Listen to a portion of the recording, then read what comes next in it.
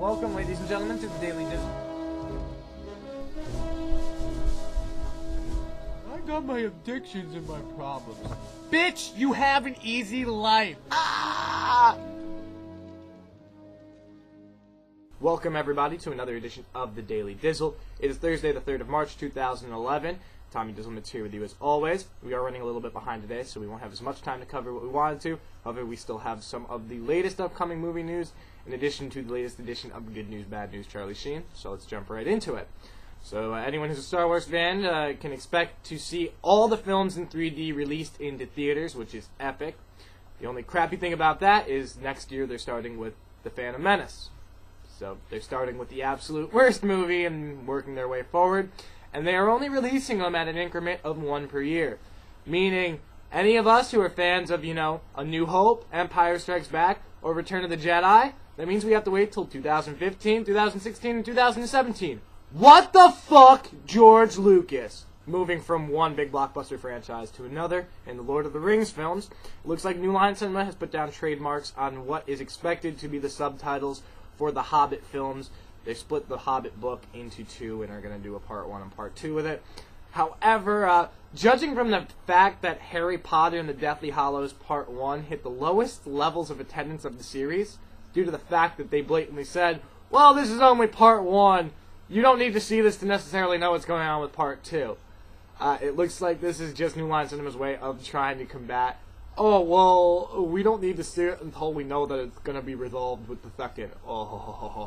So you can expect The Hobbit, there and back again, and The Hobbit, The Unexpected Journey, to be in theaters in the next couple years. Really? You couldn't just call it Lord of the Rings The Hobbit 1 and Lord of the Rings The Hobbit 2? I'm sure it would not have the Harry Potter recognition of, oh, well, we're not going to go see it, because, I don't know, people actually like Lord of the Rings. Moving on from big blockbusters to the superhero genre. So Superman, there's been a lot of rumors coming out. The only real news is who was cast as Superman. Rumors that Viggo Mortensen was going to be joining as a baddie. Even rumors that Kevin Costner was going to be involved as well. So in the second official bit of casting news to be confirmed, Diane Lane has now joined the Superman cast to portray Martha Kent.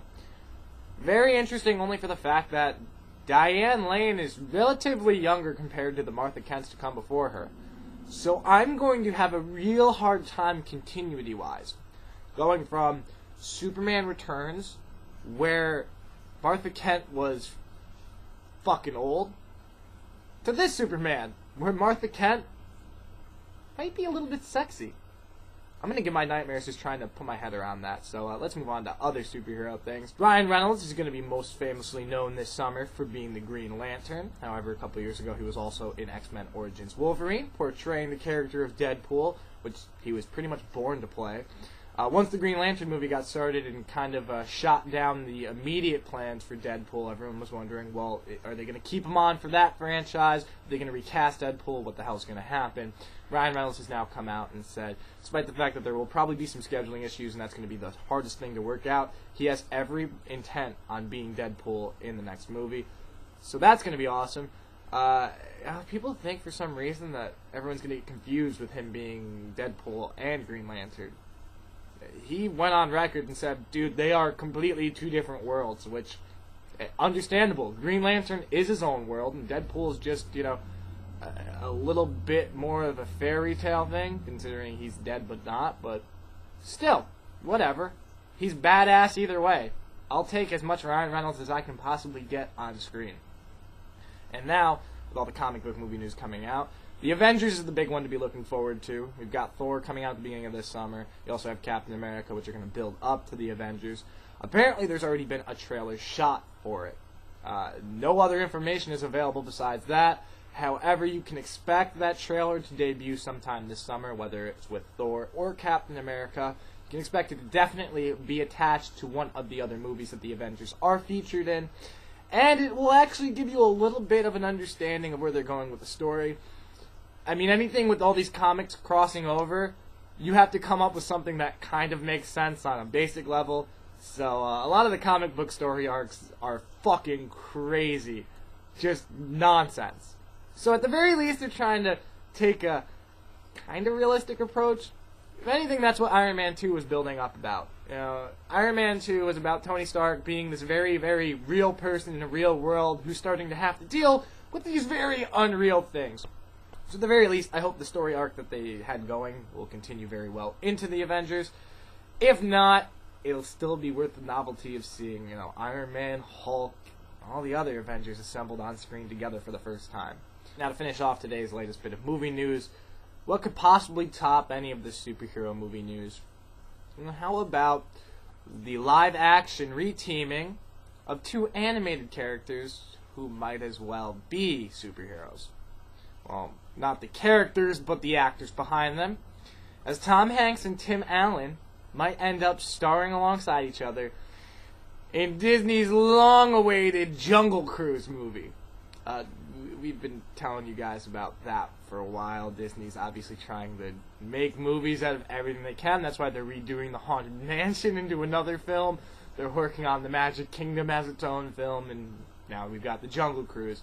They've been struggling with the story for a while. Originally had the Smallville showrunners attached to it and wrote a script.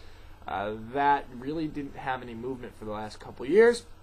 So right now, their idea is, well, if we can get Buzz Lightyear and Woody together on this, obviously everyone's going to go see it.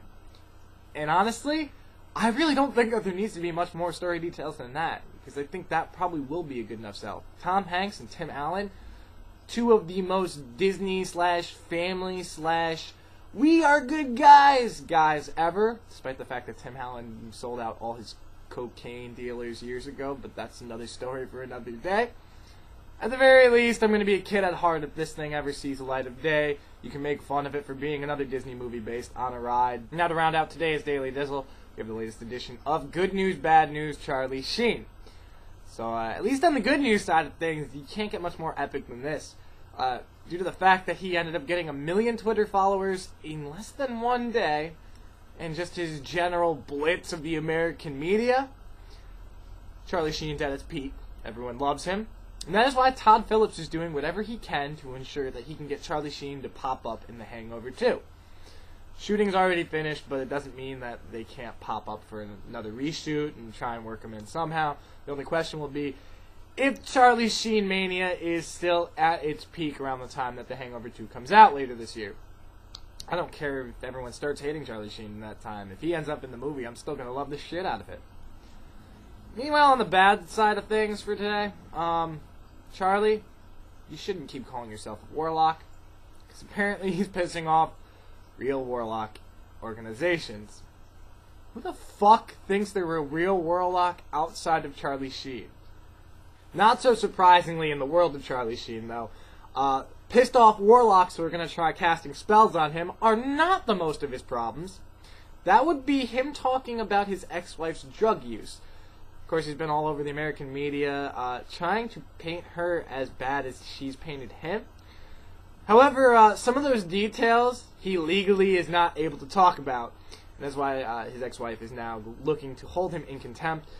If he is found to be in contempt, he could end up spending 6 months in jail. So, hopefully tomorrow is a good news day for Charlie Sheen. Otherwise, we won't have our daily entertainment from him for a little while. So yeah, that's all the time we've got on today's Daily Dizzle, but we do thank you guys for joining us here as always. If this is your first time checking us out, we're here Monday through Friday, and with a weekend update, all you have to do is click the username Dizzlemits, or go to youtube.com/Dizzlemits. Keep up on all the latest videos. Tomorrow we'll have more upcoming movie news, as well as a look at this weekend's box office with 4 new releases coming out, so it shouldn't be as dead as last weekend's box office. But that's all the time we've got for today. We do thank you guys for joining us here as always. For the Daily Dizzle, I'm Tommy Dizzlemits. We'll see you Friday.